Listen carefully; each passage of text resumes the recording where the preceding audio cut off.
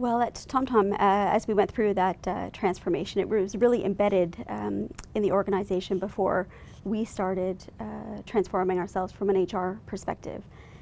But subsequent to that, what has happened is that it has really enabled the organization to move forward with respect to that transformation. So we're much more proactive, we're reaching out, identifying issues before they become issues, and really working with those teams to further develop the skill sets that they need, the talent that they need going forward. And we're only able to do that as a result of restructuring what we did and how we thought about HR, where we thought we added value, and how we wished to be viewed within the organization. So while that transformation was ongoing before our HR transformation began, what we have been able to do is really push everything forward and be a partner to the organization as it continues to evolve and continues to develop new products and services. It's a really interesting question. I think for me it is really interesting to have people in the HR team who have a non-HR background.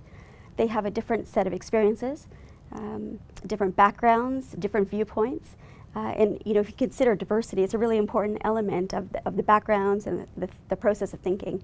And so it really challenges the traditional view of HR, how you might be able to partner with the business differently, and bring in some of the best practices from other functions and utilize those so that we can really leverage what we know about HR with those best practices from different areas of the business, such as marketing or technology or even customer support.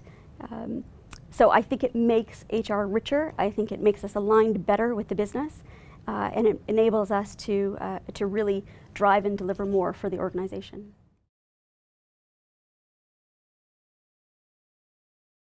I think it's critical, of course, to have HR in the boardroom, no question. Whether that makes HR a strategic function is questionable. You can't be a strategic partner without being there. But you also need to be able to create vision, to create a vision for the organization, to drive that vision through to completion, but also to make the organization think, which is a function of the vision, but make them think about things they're not even yet considering, to really be considered that strategic partner. And once you've done that once or twice, then I think you've reached that nirvana, if you will, in terms of that strategic partnership. But being there alone won't do it.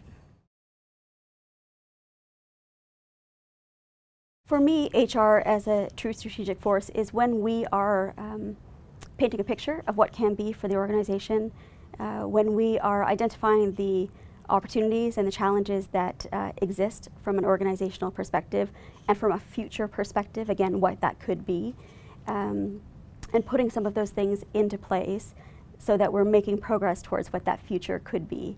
And it's things that the business doesn't even yet realize, of course. So, one example is that really strongly creating an employer brand was not something that our leadership immediately saw the value of, but being able to put that in place and paint the picture around it has really driven the organization forward in terms of what it means to be a part of TomTom.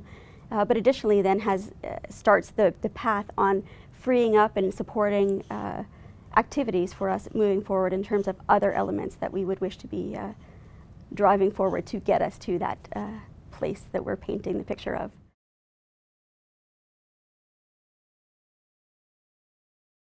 For a transformation strategy, to be able to implement it, you need to be vulnerable. So when you're going through a transformation, and one to the degree that TomTom did, certainly there's a periods of reflection, and the organization needs to have the ability to be vulnerable in that and identify what are the things that are not working any longer, what was working in the past, and a bit of a yes mentality, so an ability to say, okay, we're going to break with what we have done. It's time for change.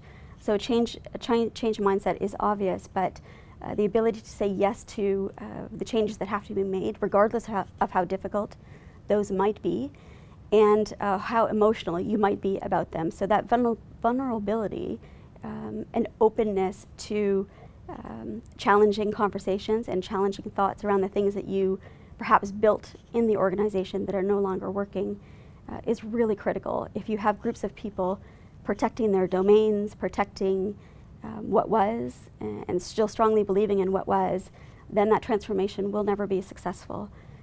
So it's really important that everybody is aligned, not only for the need for the transformation and the change, but also for the ability to say, nothing is sacred, we're going to look at everything, and then we're really going to redo, change, break apart, put together, whatever the case may be, to really follow through on what needs to be done from a transformational perspective.